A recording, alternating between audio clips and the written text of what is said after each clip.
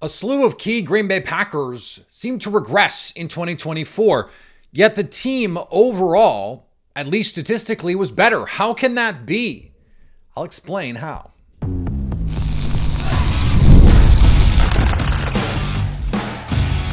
You are Locked On Packers, your daily Green Bay Packers podcast. Part of the Locked On Podcast Network, your team every day. You are Locked On Packers, part of the Locked On Podcast Network, your team every day. I'm Peter Bukowski, and I cover the Packers for The Leap, a newsletter I would love for you to subscribe to. Follow me on Twitter, Peter_Bukowski. Follow the podcast on Twitter, Locked On Packers. Like us on Facebook. Subscribe to the podcast to iTunes, Spotify, Google Podcasts. Wherever you find podcasts, you will find Locked On Packers, the number one Packers podcast on the internet. And the show for fans who know what happened, they want to know why and how. Thanks to everyone who makes Locked On Packers their first listen every day. Hope you like starting your day with us as much as we like starting our day with you. Today's episode brought to you by our friends at FanDuel. Super Bowl 59 is here, and there's no better way to make every play more exciting than with FanDuel Sportsbook. New customers bet $5, and if you win, you'll score $200 in bonus bets. Download the app or go to FanDuel.com to get started. You know the names. Kenny Clark, Rashawn Gary, Jordan Love, Jaden Reed, really all the receivers. They regressed. 2023, they played better than they did in 2024. And yet, you look at overall, they won more games. They were much better defensively. Statistically, they were better offensively. Jordan Love, I know this is going to surprise you, better, more efficient offensively because he didn't have the stretch of games in the beginning of the season in 2024 like he did in 2023. Even the stretch of games in 2024 were not as inefficient, inaccurate, and consistent as the ones when he's dealing with the injury, trying to play hurt in 2024. So what happened? If Kenny Clark is worse and Rashawn Gary is worse, and you don't have Jair Alexander versus last year you have Jair Alexander for some stretches, right? And the offense, overall, much better. Well, overall better statistically when your receivers are worse, your quarterback does not play quite as well, it seems. I don't know that he regressed. He didn't play as well.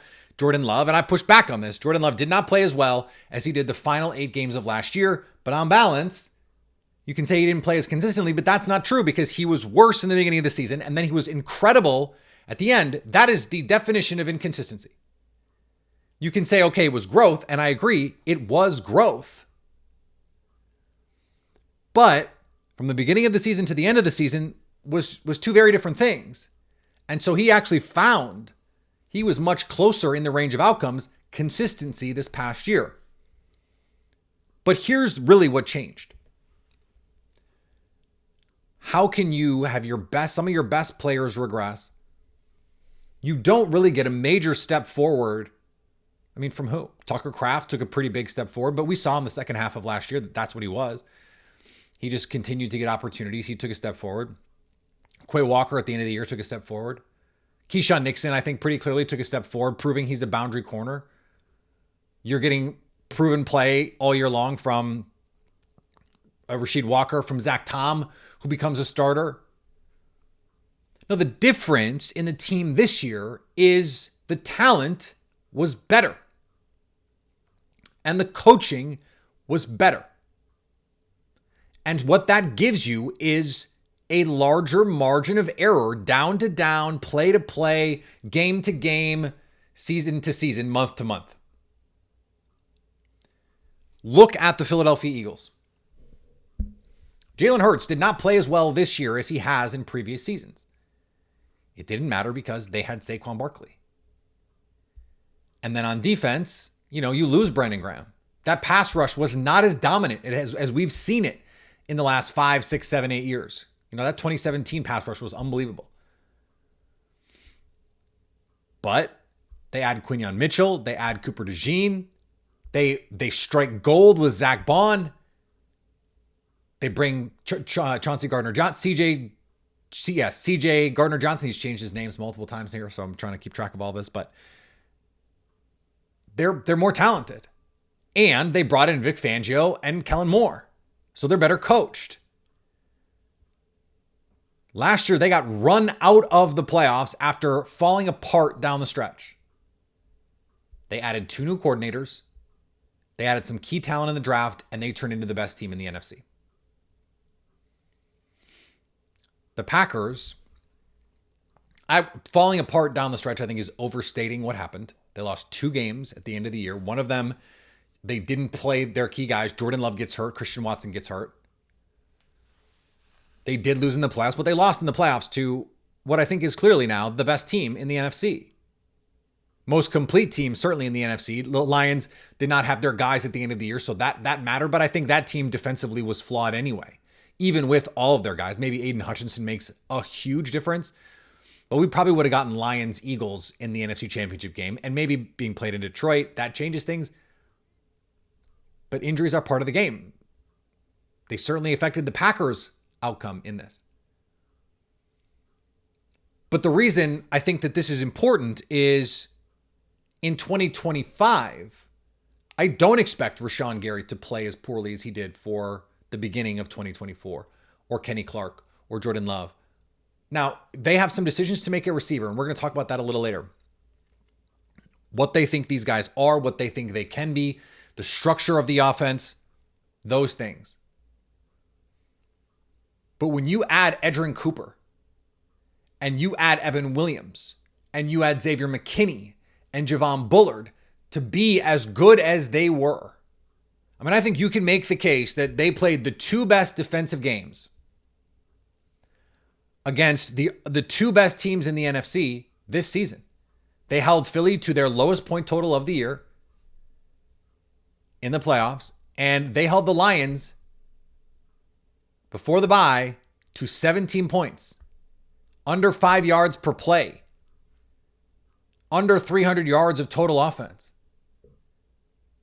And they took their pedal off, their foot off the pedal is the dumbest thing ever. They didn't take their foot off the pedal against anyone, ever. That's not what they do. The Packers defense played excellent in that game. This defense is personnel-wise much better and is much better coached. Now, do they still have some flaws? Do I think they still need a corner? Yes. Do I still think they could use some more consistent pass rush? Yes, I do. But I think Kenny Clark is going to play better next year, this upcoming season. I think Rashawn Gary is going to play better with a year in the system here. I think they're going to find better ways to get blitzes and create pressure. And your coverage can help all of that. The question that I would have is offensively, how much can you bank on internal development? Okay, Jordan Love, maybe took a step back from the high end that we saw last year. Jaden Reed took a step. I wouldn't say Jaden Reed took a step back either. I think Jaden Reed's highs at the beginning of the season reflect a clear step forward, and then he hit his head on some of the limitations that he has in this offense. We're gonna talk about some of that stuff because I actually think it's very important here. Matt LaFleur.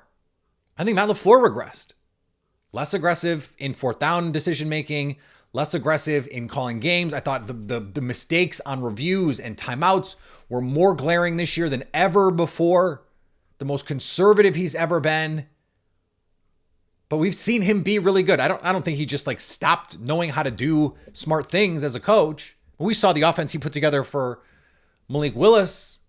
He's a really good coach. Things just didn't quite come together for this team. But I think they need some reinforcements. Now they don't need, the Eagles defense last year, by the end of the season, was cheeks. It was terrible. And that's with Jalen Carter and Milton Williams and Nolan Smith and Darius Slay. Now you add an all-pro in Zach Bond. You add all rookie team kind of players, Cooper DeJean and Quinyon Mitchell. That makes a big impact. You add Vic Fangio. That's a huge boon for you. But let's say the Packers can add a Quinyon Mitchell level player to this offense. It was already a top 5 offense. Now you insulate yourself against that variance. And I think that's the key for the Packers. When you add talent and you improve your coaching, what you do is you insulate yourself against the vicissitudes of the season. This is just going to happen. You're going to have the peaks and valleys. You're going to play well some weeks and you're not going to play your best others, or your best players are not going to play their best some weeks and they're going to play their best others. You need to have enough talent on your team to weather those storms. And I think the Packers, by and large, had that. They came up short in some big games. There's no doubt about that.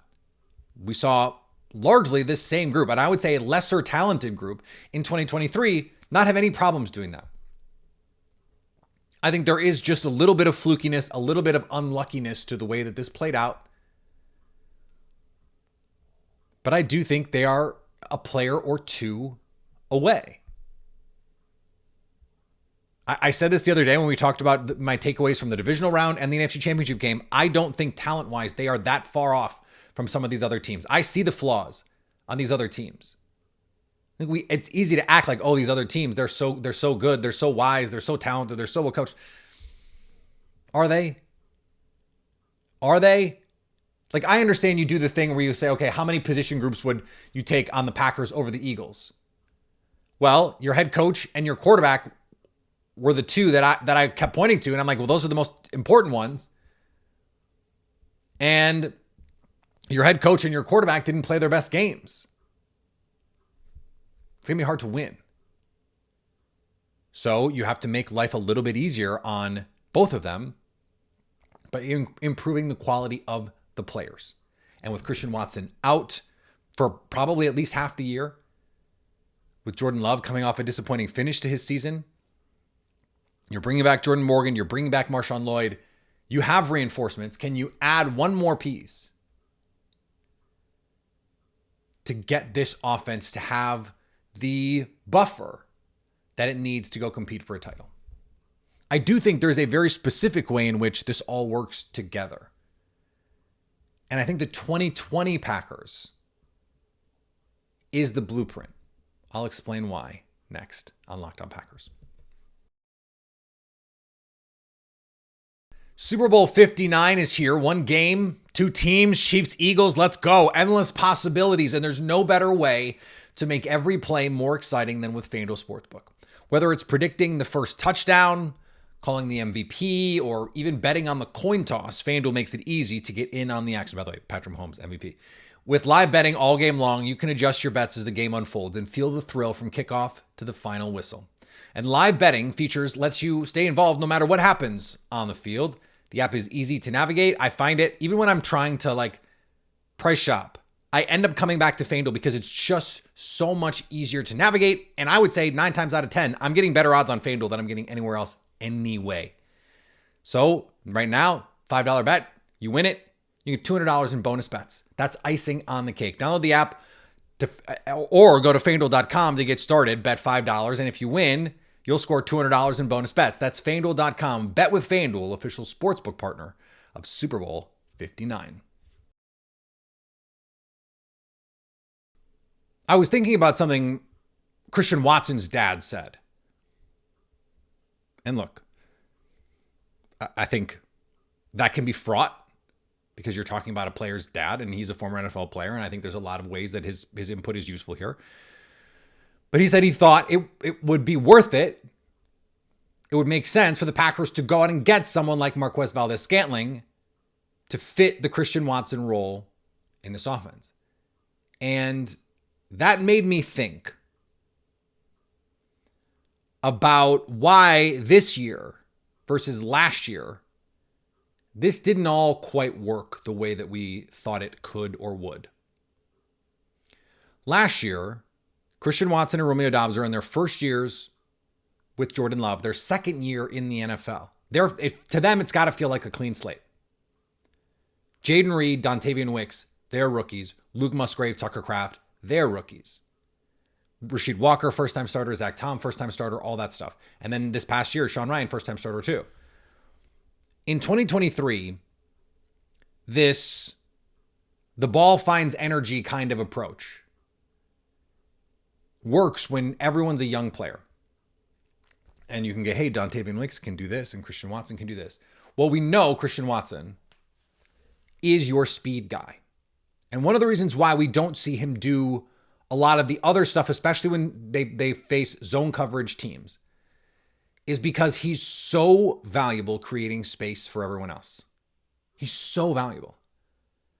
They don't have anyone else who can affect the defense with their gravity the way that Christian Watson can. The problem is Christian Watson is way overqualified for that. He is a better player than Marquez Valdes-Scantling. But what he does is so valuable that they have to have him do it. Now, against man coverage teams, that's also so valuable because he is a tough cover against man coverage. Christian Watson against grass is a mismatch for the offense. It's why against the Lions, for the last 2 years, when Aaron Glenn wants to play man coverage, it's been the Christian Watson show. It's why when they play man coverage teams, the Chiefs, you see Christian Watson last year, 2 touchdowns against the Chiefs. Not a coincidence, because he is their man coverage beater. That's not Jayden Reed. Jayden Reed is their zone coverage beater because so much of what he does is schemed within this offense. It's okay, affect the safety here with Christian Watson, and then you're going to run a little inbreaker or that big crosser, and now you've got Jayden Reed. Or you're running that seam ball where you've got a post on the backside to hold that safety, and now you're going to try and throw that slot fade against single high with Jayden Reed. You can only do that because of the gravity that Christian Watson creates. But he's overqualified for that. And Jayden Reed, why does he not get more targets? And there were times when it looked like he was everything for this offense in the passing game.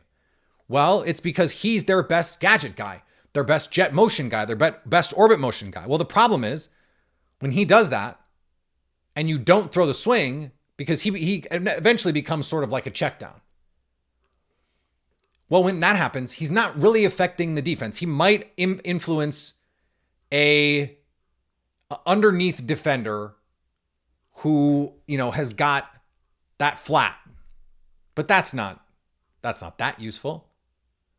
So you're in 11 personnel and you're basically giving up one of your receivers, and now you're running a 3-man route maybe against a 5, 6, 7-man defensive backfield. You have a disadvantage. Well, the best version of that was Tyler Ervin, when it just didn't matter if he didn't run around. If you don't have Jayden Reed in the pattern, you do not have your best receivers in the pattern. So, this brings me back to when this offense was operating at maximum capacity. And in the Matt LaFleur era, that was 2020. Now, I understand. It's also the best we've seen Aaron Rodgers play since at least 2014. I think it's his second best season in his NFL career. It was also an incredibly dominant Davante Adams season. But you think about the other guys on that offense. Big Bob Tonyan was just the outlet. Just let everybody else affect the game and let me just sort of get in where I fit in. He produces big time touchdowns. He gets wide open because defenses are worried about Marquez Valdes-Scantling deep, and they're worried about Davante Adams at all times. And so now you just got Big Bob Tonyan. Just drop it. And he is so much less impactful after the catch than someone like Tucker Kraft. But Tucker Kraft can run like Tonyan. So Tucker Kraft can be supercharged Big Bob Tonyan and produce like that. You don't want Jayden Reed to just be your Tyler Ervin. But this team really needs a Tyler Ervin. It's why I think at times they liked working out of 20 personnel, 21 personnel with 2 running backs. So you could use a running back. You could use Josh Jacobs as the pre-snap motion guy. It's why at times we saw them in 11 personnel go to empty and then motion Jacobs into the backfield to try and get a man coverage tell, but you're not going to run jet, although you could run the push pass. There's a lot of things they could do here. That 2020 version, to me, when Matt LaFleur says, I want a basketball team, what he really means is I want a go-to scorer, Davante Adams. I want a three-point shooter, your speed guy. And after that, it's Phil Rose, Allen Lazard as the blocker possession type. Your seam stretching tight end. But all the pieces fit together. The Packers, ironically, on hitting on all of these guys. And this, to me, is what created the discontent from guys like Romeo Doubs. We don't know if anybody else was unhappy with their roles. We only heard about the Romeo Doubs part of this. And by the way, my understanding of that situation, based on the reporting that I have been doing, is that it did not go away. There may have been some massaging of it, but at the end of the season, Romeo Doubs was still not happy with the way the offense was being run. The thing is, he's not Davante Adams. And he's never going to be Davante Adams in all likelihood. So, do you need to then invest in finding that Davante Adams level player? Do you need to, I don't know, go out and get Davante Adams? Or, T. Higgins. I don't think the Packers will do that, but I think they could explore it. I think you will hear their names connected to T. Higgins. That's for damn sure, always. The Packers are always leveraging those discussions. Matt LaFleur likes to say, I like having, I have 4 number 1 receivers. But to me, the reality of the situation is he can say, well, I like the current structure. And we talked about this yesterday. You want proof that it can work? The Bills, the Chiefs. But I don't know if it works for Matt LaFleur. And I think Matt LaFleur can be malleable, but I think the offense works a certain type of way. And it would be highly beneficial for them to have someone and just say, look, when we run, dagger, this is the guy we're going to run that for. When we run Yankee, this is the guy we're going to run that for. And then on 3rd and 8, we know he can run a slant or a stop or a comeback or whatever it is. He's just going to get open. He's the guy. And if you double him, now you're creating space. Just like in a basketball game. You double that primary scorer, someone's open. Because you only have 11. Someone's open. Or it offers a lane for Jordan Love to take off and run. So while I do believe if the Packers want to, and we talked about some of the changes they can make yesterday, some of the tweaks, it's not even really changes, some of the tweaks, Marshawn Lloyd is one of them, to continue to play the way that they say they want to play. Or if this theory of the case is right, and I don't know if it is, this is how I'm looking at this right now. I'm trying to think about why it didn't work quite the same way this year, why it did work last year, and what the best version of this offense has looked like. And I'm going, you know what? Maybe the structure is what needs to be tweaked. The personnel structure, I mean, and that everything will just sort of fit into place from there. But if that's the case, and you're without Christian Watson, then not only do you need to add the speed element back into this team, I don't think Marquez Valdes-Scantling is the right fit for that. I think that's got to be a draft guy. But then you also have to figure out how maybe it's someone on the team that can just be your everything guy. Maybe you just say, hey, Dontavian Wicks, it's got to be you. Or maybe you go get Davante Adams. Maybe you go get T. Higgins. Maybe you trade for DK Metcalf. You say, you're the guy now. And you run the offense that way. The Packers, I think, need to make a choice, though. And then they have to make the necessary tweaks along those lines. Speaking of the necessary tweaks, Rich Bisaccia got an extension. We'll talk about it next. As a small business owner, I can tell you your work does not end when the clock hits 5. Your business is always on your mind. which means when it's time to hire, you need a partner that works just as hard as you do. That's why LinkedIn Jobs can help. When you clocked out, LinkedIn clocks in. LinkedIn makes it easy to post your job for free, share it with your network, and get qualified candidates all in one place. Post your job. LinkedIn's new features can help you write job descriptions and then quickly get your job in front of the right people with deep candidate insights. And here's a pro tip. Add the hashtag hiring to your profile picture to double your reach for qualified candidates. No wonder 72% of small businesses say LinkedIn helped them find high quality hires. Post your job for free at linkedin.com/lockedonnfl. That's linkedin.com/lockedonnfl to post your job for free. Terms and conditions do apply.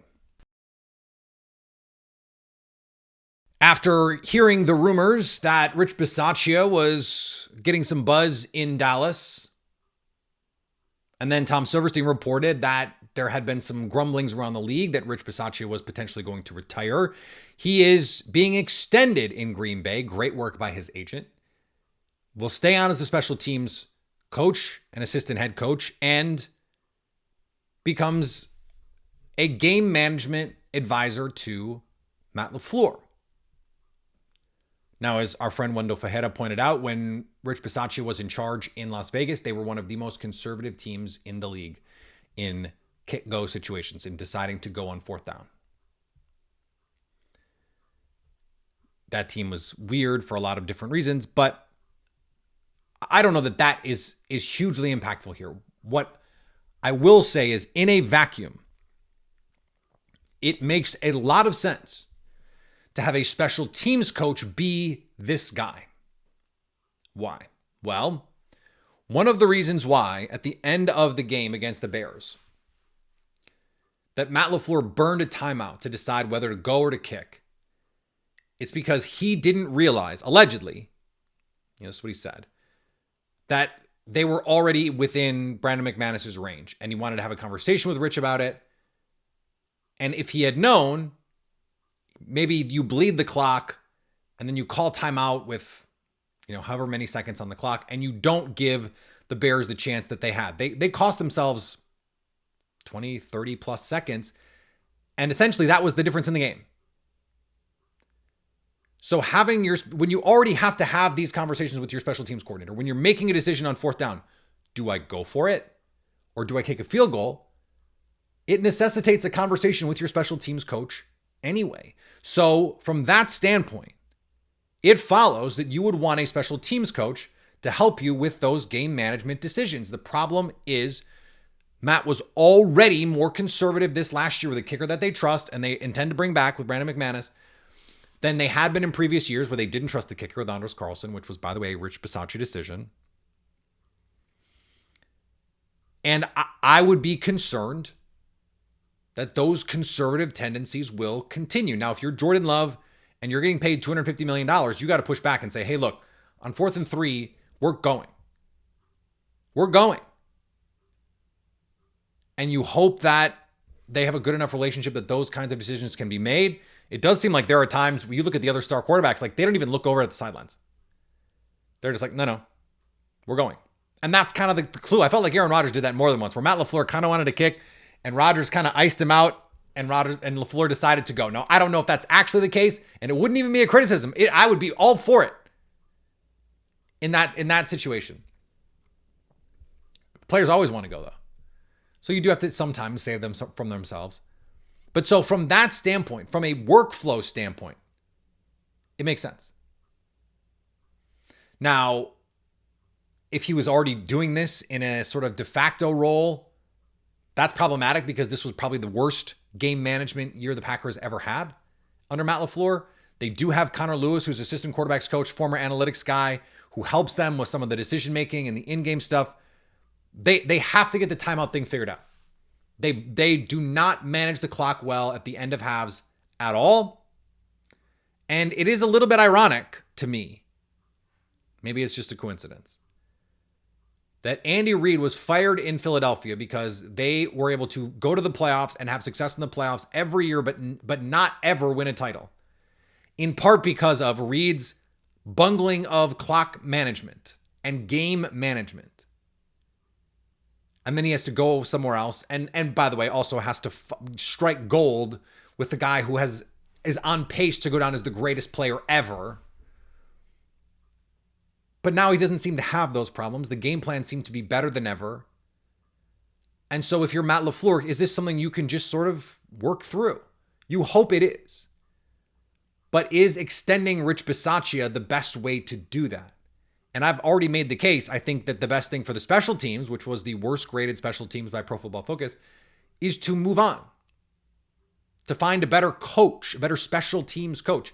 You want to have him as your bro, as your mascot, as your culture carrier, go ahead. Make him assistant coach, senior assistant. They brought back Luke Getsy as a senior offensive assistant. Didn't even give him the quarterback's job. He's got some sort of senior offensive assistant position. I like that. They have to find a quarterback's coach, even if it's just going to be promoting Sean Mannion. This is strange to me, just from the Rich Bisaccia of it all. But they seem to like Rich in the building. LaFleur seems to trust him implicitly. And so if LaFleur thinks it helps, maybe there is some intrinsic value of like, if having Rich Bisaccia imbues him with some sort of confidence to make decisions and he can at least be decisive, I think that can be a net positive from last year. Is it going to get them to back in like 2021 and 2022 and 2023 when they were making much more aggressive decisions, much better decisions? The proof is going to be in the proverbial pudding here. So I will reserve judgment. You hope this offseason you can get Connor Lewis, and the Packers do have analytics staff, in the ear of Rich Bisaccia and say, hey, look, Rich, if you're going to be doing this, you got to know the numbers. You got to know what our models say, because the Green Bay has their own models. And if they can do that, like if an old dog can learn a new trick, this can be a positive. Like as long as the kicking situation is squared away with Brandon McManus, there's only so much your special teams can do to be terrible. Their special teams by DVOA was not terrible. So that's good. I guess. Can you feel how tightly the straws are being grasped in my hand right now? No, from a process standpoint, this makes sense to me. It's from an implementation standpoint that I have my questions. And we won't know the answers until they actually have to implement them. So we'll see. Back tomorrow with more here as we get you set for Locked On Packers at the Combine, Locked On Packers at the Super Bowl next week. A ton of fun to be had here. Follow me on all the social medias, Peter_Bukowski. Follow the podcast. Same thing, Locked On Packers. Go subscribe. If you're not subscribed, YouTube, wherever you get podcasts, leave a rating, leave a review. It helps us get the word out. You can tell a friend to tell a friend about Locked On Packers so they can stay like you can stay Locked On Packers.